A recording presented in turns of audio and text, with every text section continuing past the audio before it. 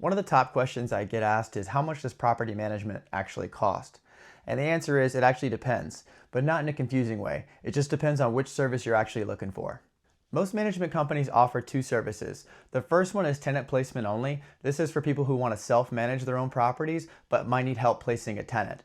The second one is full property management, so we'll often help you find the tenant but continue to manage the home for you afterwards on a monthly basis. Typically for either service, there's no upfront cost. Kind of like a sale listing, you're only going to pay based on performance. So once a tenant is placed, that's when your fee would be deducted. If you're a management customer, only when we collect rent will we deduct a management fee. For tenant placement only, most companies are going to charge you the full first month of rent that's advertised. That's going to cover the marketing, the showings, the background checks, writing the lease, doing the move-in assessment. From there, they're going to send you the tenant contact details, the security deposit, the lease, and you're going to self-manage.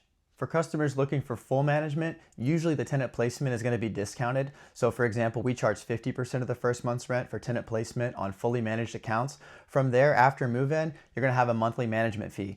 It can vary from company to company, but the average in our area is typically 8 to 10%.